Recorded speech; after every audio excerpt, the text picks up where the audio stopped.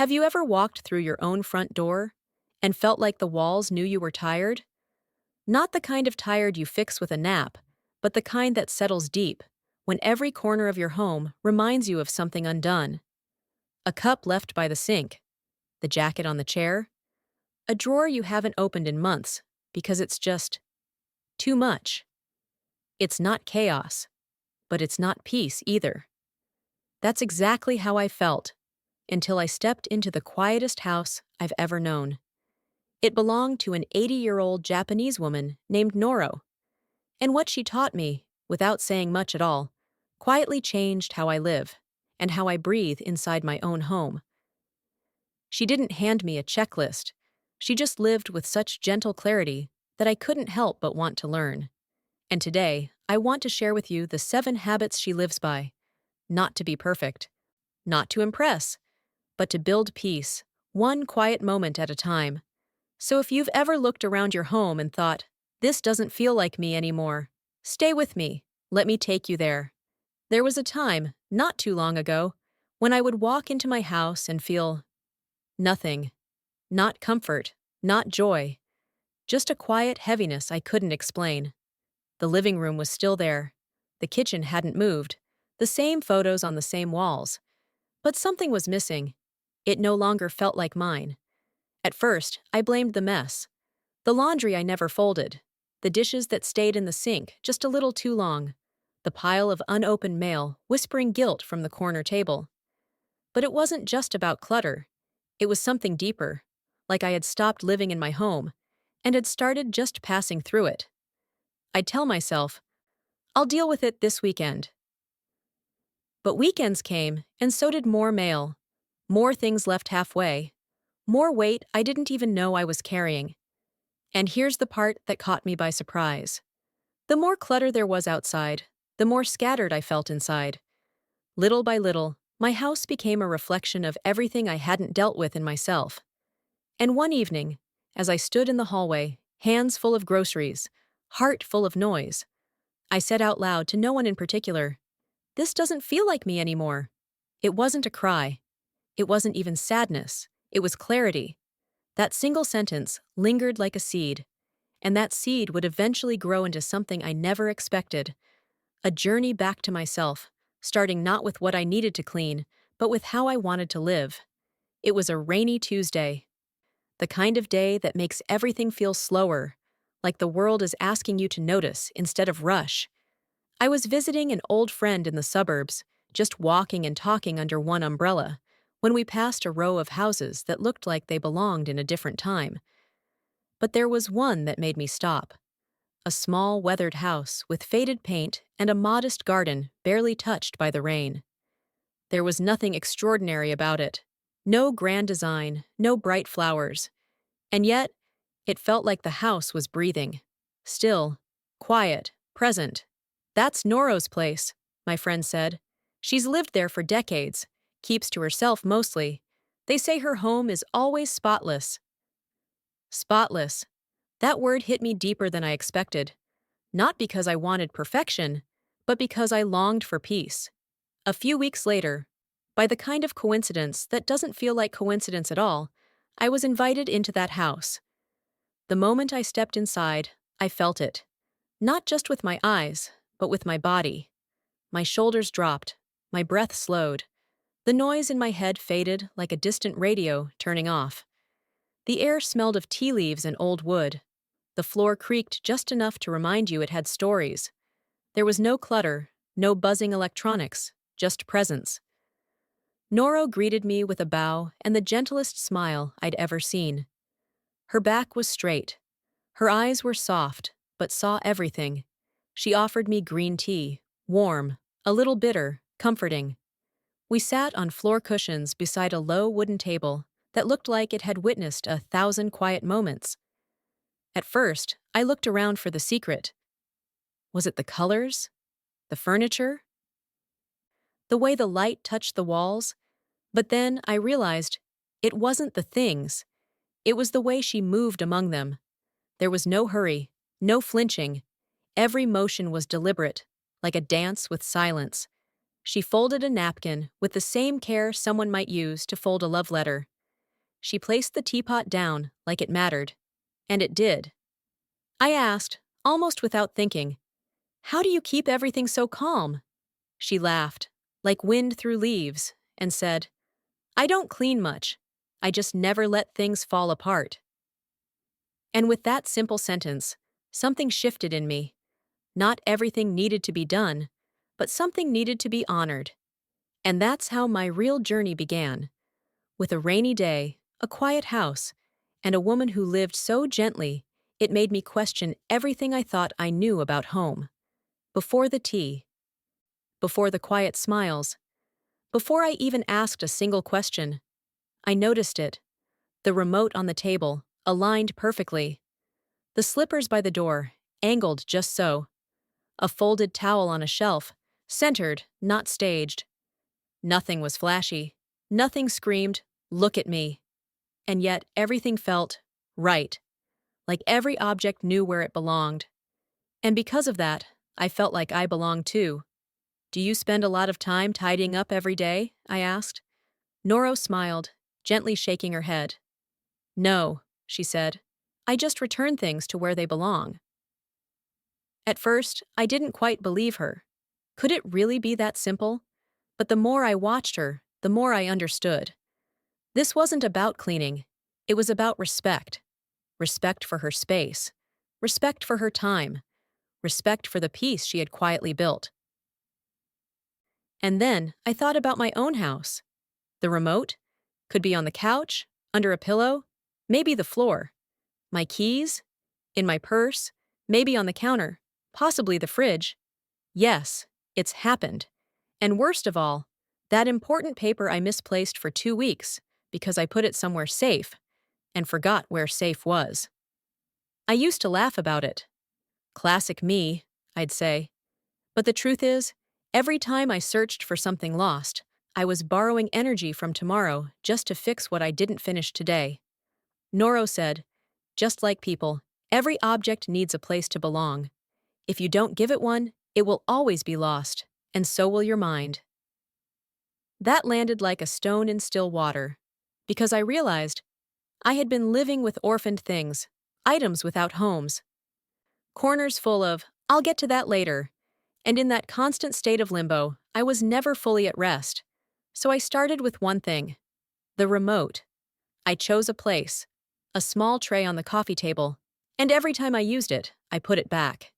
It wasn't revolutionary, it didn't make the news, but it did make a shift. Because that one act, repeated, gave me back something I hadn't felt in a long time. Ease. No more searching. No more, "Where did I put that?" Just one less thing pulling at my peace.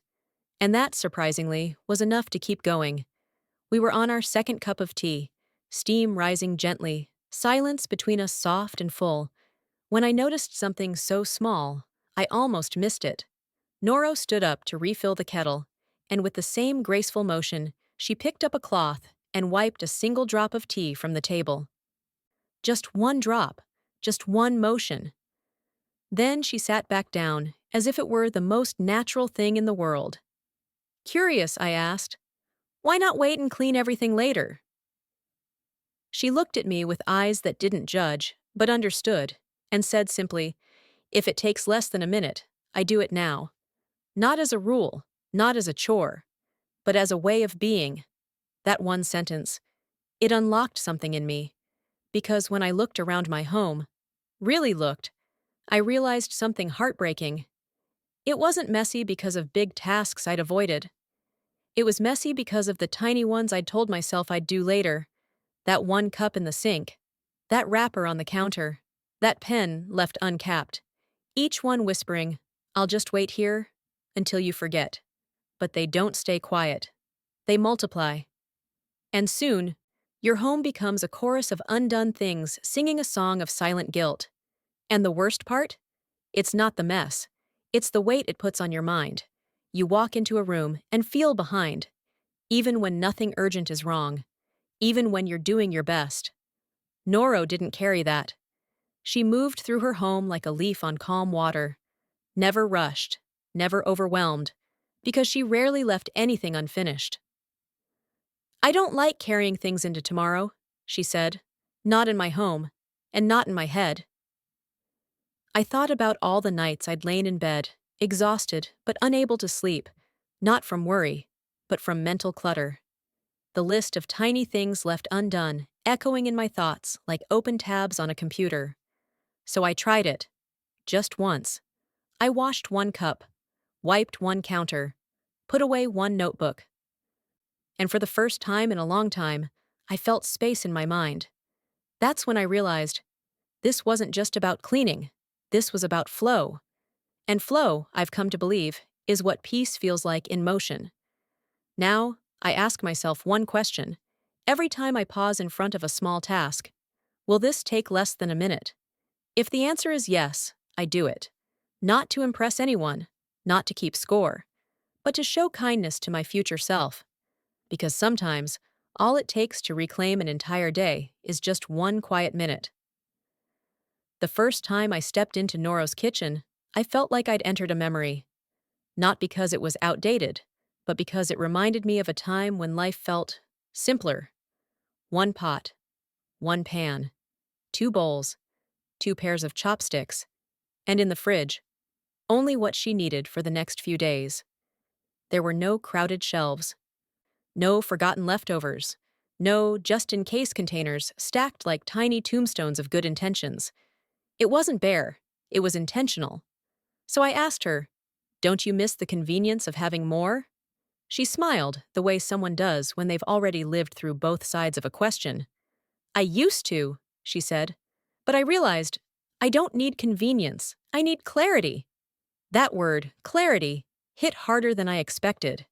Because when I looked at my own kitchen, I didn't see convenience. I saw noise. A juicer I used once. 4 mugs I didn't like, but felt guilty throwing out. A drawer full of broken utensils, saved not out of need, but out of habit. And each time I opened that drawer, something in me braced, not consciously, just a tiny daily tension, a whisper of overwhelm I'd grown used to ignoring. But Noro didn't ignore. She honored. "Everything I own, I use," she told me. "Everything I keep, I care for." That wasn't minimalism, that was honesty. Honesty with the life she was living now, not the one she used to live, or the one she thought might return someday. So I tried it. Not a full clean-out, not a dramatic purge. Just a simple question, one item at a time. Do I use this? Does it bring me ease? Would I buy it again today? If the answer was no, I thanked it and let it go. Quietly, my kitchen began to breathe again. And so did I. Because fewer things didn't mean fewer comforts. They meant fewer decisions, fewer distractions, fewer regrets hiding in a cabinet. Noro once said, "Keeping too much is like walking with a heavy bag. You can still move, but everything feels harder." And I think about that every time I open a drawer now and find only what I use, not what I've been avoiding. In that space, I've discovered something I hadn't felt in years. Gratitude. Not for what I lost, but for what I chose to keep. It was after dinner. Just a cup of tea and a few crackers between us. The conversation had faded into comfortable silence, the kind that feels like a warm blanket on a cool night. Then I noticed something. Not loud, not grand, but so quietly beautiful, I almost didn't want to breathe. Noro began her evening ritual. No announcement, no to-do list. Just movements. Small, slow, full of care. She placed the tea tray back in the cupboard, washed the 2 cups, dried them gently, wiped the table, straightened the chairs. Then she checked the doors, laid out a handkerchief and tomorrow's clothes on the seat of a wooden chair beside her bed. It took 5 minutes, but in those 5 minutes, she closed the day with dignity. "Do you always do this?" I asked softly. She nodded with a smile that said everything. "If I end the day in peace, I begin the next in peace." That sentence echoed in me for weeks, because I knew the opposite too well. Going to bed with dishes still in the sink, a towel slumped over a chair, mail unopened, the kitchen counter cluttered. Like a conversation I walked away from mid-sentence. and then wondering why I woke up already feeling behind. But Noro never did that. She didn't wait until her home screamed for attention. She tended to it gently each night, like tucking a child into bed. And that gentleness spilled over into the function of each space. The dining table? Only for meals. No laptops, no piles of paper, no phones. The armchair in the corner? Just for reading. Not scrolling, not napping. The bed? For sleeping. Nothing more, nothing less. I realized my home was always multitasking, just like me. I ate on the couch, worked at the kitchen counter, checked emails in bed, and then wondered why I couldn't rest. Noro once said, "When your space forgets its purpose, so does your body." And she was right. By giving each corner of her home one job, and letting it only do that job, she created rhythm, flow, a sense of calm that supported her, not confused her. But my favorite part? It came just before sleep. She poured a small glass of water, set it by her bed, folded her hands, and whispered, "Tomorrow I'll begin again." Not a promise to be productive, not a vow to do better. Just permission to rest, fully, gently, without guilt. That, I realized, was the difference between keeping a home and being held by one. And I wanted that. Not the tea tray, not the floor cushions, but the peace that comes from ending the day on purpose. It was such a small gesture, I almost missed it. After we finished our tea, Noro rinsed her cup, dried it with care, then pressed her hands together in front of it with a soft nod of thanks. I blinked, unsure if I'd seen it right. So I asked, "Are you praying?" She chuckled lightly. "No, I'm just thanking the cup for serving me today." It stunned me. All my life, I'd washed dishes, stacked them, sometimes even resented them. But I had never thanked them. Noro's eyes softened. "When you live with very little," she said, "you start to see each item not as a possession, but as a companion." She told me about an old scarf that had kept her warm for 20 winters. A small knife that had chopped every vegetable she ever cooked in America. A stool near the window that had held her quietly each afternoon as she read in the sun. "These things," she said, "walk through life with me. They don't speak, but they give." That's when I realized her home wasn't just tidy, it was alive. Not in some mystical way, but in the way a garden is alive because someone cares for it, because someone notices. And I thought about my own home.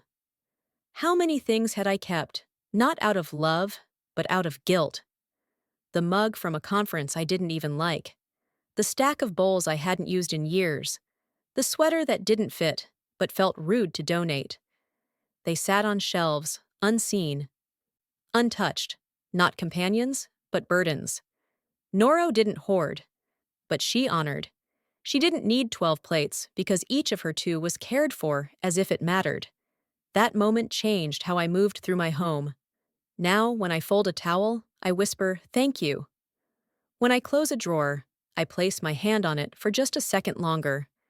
Not to be perfect, but to be present. Gratitude, I've learned, is not just for people or holidays. It lives in how we wash a spoon, how we fold a blanket, how we put away a dish and thank it for being there on a day that asked more of us than we expected. Because when we live with that kind of noticing, even the ordinary becomes sacred. Before I met Noro, I thought keeping a home in order meant energy, discipline, maybe even youth. But she showed me something softer, something quieter, and infinitely more lasting. She didn't clean to impress. She didn't declutter to follow trends. She simply honored what she had. And in doing so, she honored herself. Each habit she lived by wasn't a rule. It was a rhythm, a gentle, daily rhythm that turned her home into something sacred.